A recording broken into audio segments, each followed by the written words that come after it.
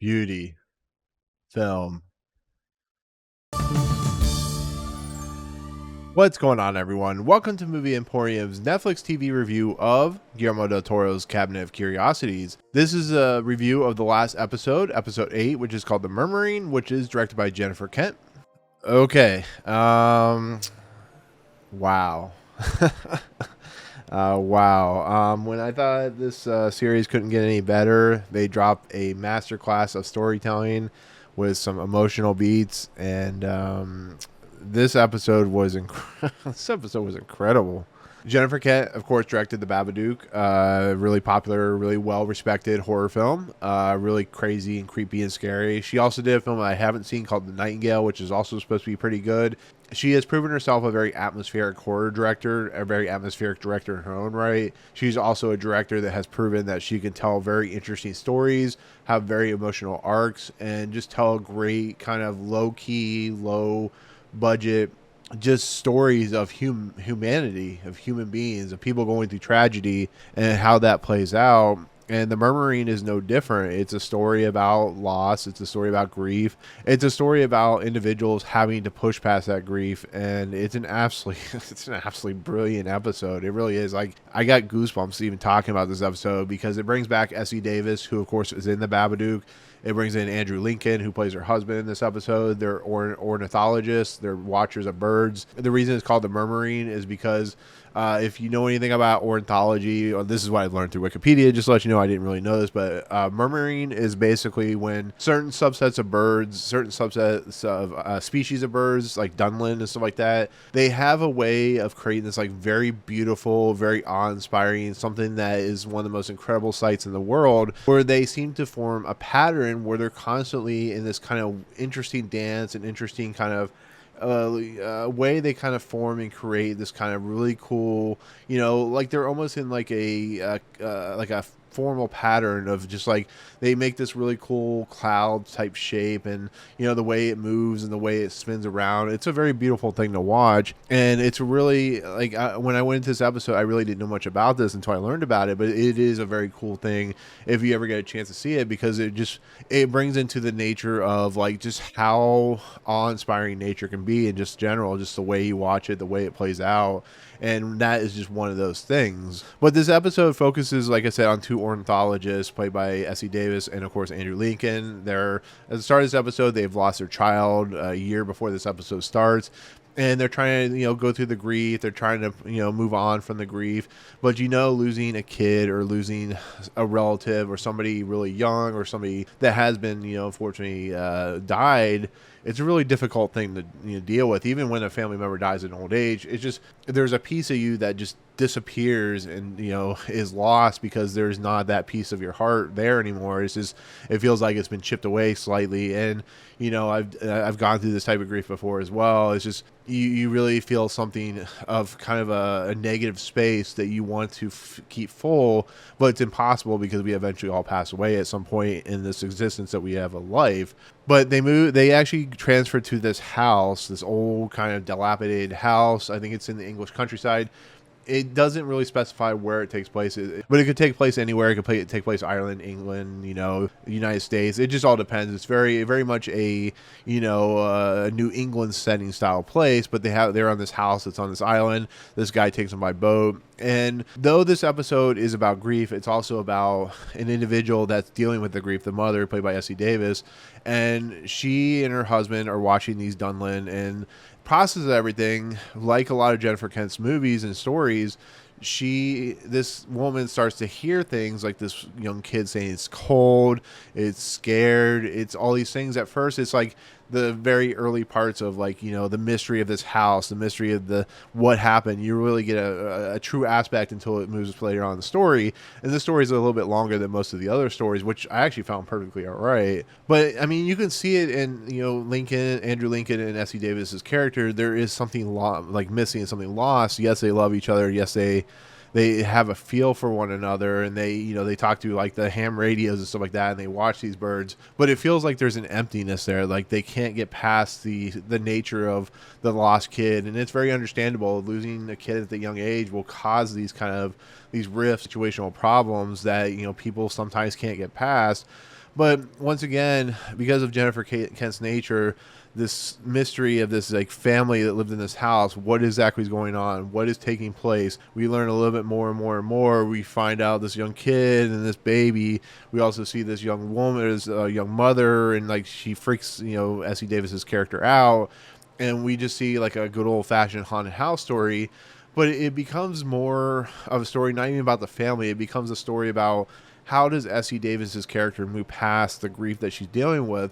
How does she deal with the situational problems of losing a kid, and how is she going to make it through the dark period of her life, which she'll never be able to fully heal from? But how do you heal from that? And that's what this whole entire episode's about.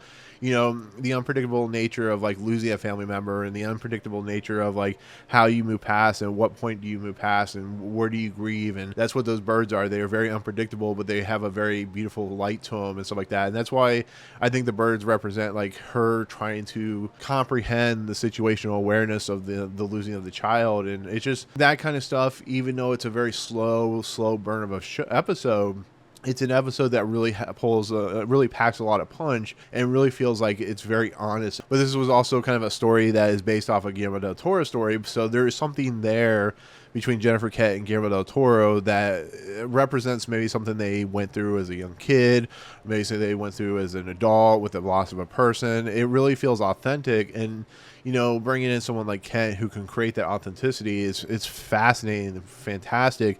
But as like I said, the more and more the story goes, the more and more she understands that the people that lived here before, the mother did something really unacceptable and really sad and really heartbreaking, where she drowned her kid, and she, there's a baby in here, so maybe the baby represents the baby, the mother, Essie Davis's character's baby or something like that. But the kid's always constantly talking about it's cold, and it's always in the shadows, it's always in the dark. The birds are like their ways of speaking to her through this situation. And at the very end of this episode, as everything's come to a head, as Andrew Lincoln's character and Essie Davis's character have kind of fought with one another about the situation, about he's talking about, you don't let me help you, and she's like, why do I need to let you help me? You act like we need to be connected, but sometimes you don't act like we connected. And it's basically two people trying to get through this situation, and he finally comes to a head where he's gone off and he's going to kind of be by himself, and she's in this house, and it finally breaks open why. She asks the guy who came on the boat with them about what happened. He kind of tells her, but it gets to a point where she's listening on the radio because the Dunlin have come back to the house. Apparently that's not a thing that they do, but like I said, it's it's a horror film, and in the process of everything, she hears the kid saying it's cold. She runs down, she gets scared by the mother, she runs off,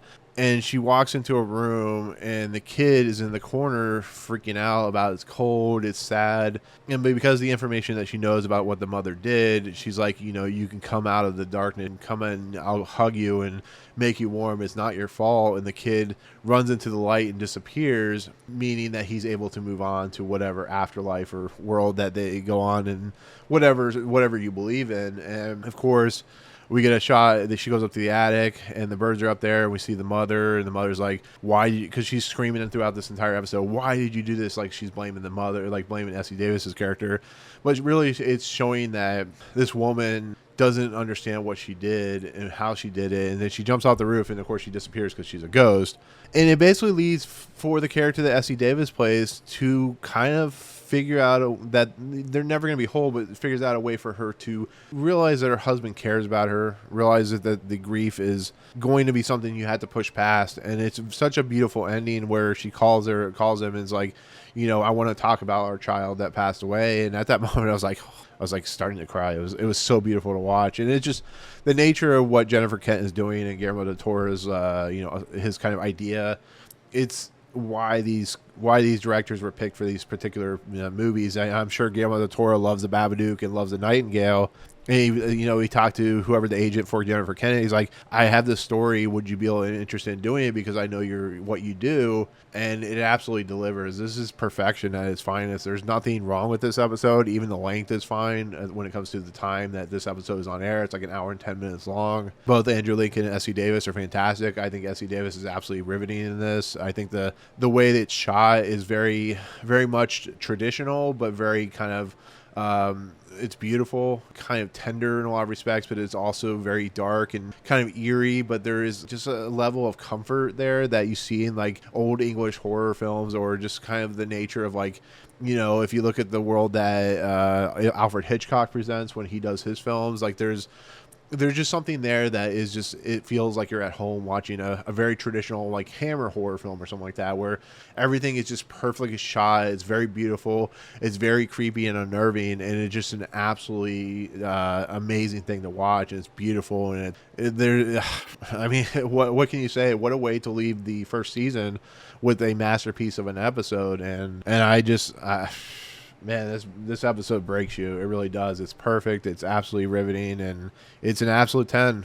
It really is. It's a 10 out of 10. It's an episode, I went into this really hoping that this series would really do anthologies really well, and it absolutely delivers on the, especially in the last few episodes. It is nothing like it when you get a good anthology series that gets directors that are very talented, and though some of them may not work, they're at least competent in their directorial efforts. And then, Guillermo del Toro, being the director that he is, knows what makes good horror work and what makes good horror tick. And this last episode absolutely is, I think, a great way to end this first season. I pray that Netflix brings back a second season of this, because it absolutely is a series I think is going to be a water cooler series. I think it's going to be a series that will absolutely define, why these things are good. I'm sorry with Jordan Peele and the Twilight Zone, but this is a series that does its own thing, but still harkens back and still respects what makes anthologies great, what makes the Twilight Zone great, what made Tales from the Crypt and Tales from the Dark Side so great, what makes Alfred Hitchcock Presents and The Outer Limits so great. It's just, you can't beat it when it comes to storytelling, because you can tell unique stories, all be different, and have some really creative talent behind it. So, but on that note, that is my look at Jennifer Kent's the Murmuring. Absolutely perfect 10 out of 10 episode for me. But as I always do, since this is the end of the first season, I'm going to add in a ranking list for this. I'm not going to do a ranking video because it's not what I do, but I'm going to rank these episodes, tell you what I think is the best to the worst. But that doesn't mean they're all bad. Some are worse than the other. But with that said, of course, as you're aware, Pickman's Model is at number 8. It was the one episode that I felt was a little lacking. I don't take away from the director, Keith Thomas. I just think it was something that could have been a little bit better, to be fairly honest. And I think with that said, I think number 7 will be Dreams in the Witch House, which I was looking forward to. But I think once again, it's just the H.P. Lovecraft thing. I think it's, you can tell interesting stories with his stories, but I think it could have been way better, to be fairly honest. And I think, having Rupert Grant really helped it, but I think it could have been a little bit better. But with that said, number 6, I'm going to go with Lot 36. First episode of the season, or the series. It has a great performance by Tim Blake Nelson. It has an ending that's weird. It's really long for what it's worth, and it just didn't really, it was a good episode. I think I gave it like an 8 out of 10 or 8.5 out of 10 or whatever. So it's still a good episode. It still delivers. It just doesn't deliver on the promise with what I was hoping for. So number 5 would be The Autopsy. Great performance by, of course, F. Murray Abraham. Has a really cool kind of aesthetic to it, idea behind it. I think it's traditional horror. Once again, David Goyer can be hit and miss with me. David Pryor is a pretty good director with The Empty Man. But at the point when I reviewed it, I said it was probably the best episode, but that was 5 episodes ago. Number 4, I'll go with Graveyard Rats. Fantastic, episode. I thought it was absolutely delivered on all fronts. I love the characters. I love the ideas. I think it's an absolutely fun episode that just kind of has a great ending. Once again, a little bit too long, but definitely worth its weight in gold. It has, like I said, some great, directorial efforts, and, has that really creepy feel to it. Number 3, I'll do The Viewing. I love The Viewing a lot. I gave it 9.5 out of 10 for a reason. It's a great Panos Cosmatos episode. It's very creepy, very weird, very disturbing. It goes places. I absolutely love it. I think it's absolutely perfect. Number 2, I'm going to put The Outside, because that one blew me away. It was a 9.5 out of 10 because it was a little too long, and so on and so forth. But I think Kate Micucci absolutely delivered on that episode. I think it was an absolute winner. So, and of course, number 1 is The Murmuring. Like I just talked about, it's a perfection episode. It's going to be one of those episodes I think a lot of people are going to talk about on the basis of just how good of a director Jennifer Kent is, how good the acting is, and so on and so forth. So, but yeah, once once again, that is my rankings. Once again, it is, of course, Pickman's Model, Dreams in the Witch House, Lot 36, The Autopsy, Graveyard Rats, The Viewing, and, of course, Outside, and then the last episode we just reviewed, which was The Murmuring. So anyways, that'll do it. That'll be it for Guillermo del Toro's Cabinet of Curiosities Season 1.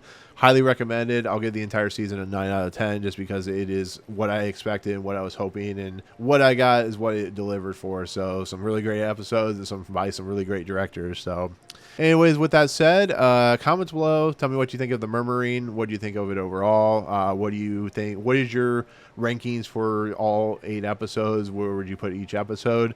But without further ado, thank you so much for watching. Yeah, if you like what you see on this channel, hit the subscribe button to join Movie Emporium. Hit that notification bell top to find out what's coming next. If you like the video, awesome. Hit that like button, and we'll see you for the next season of Guillermo del Toro's Cabinet of Curiosities. Peace out, guys.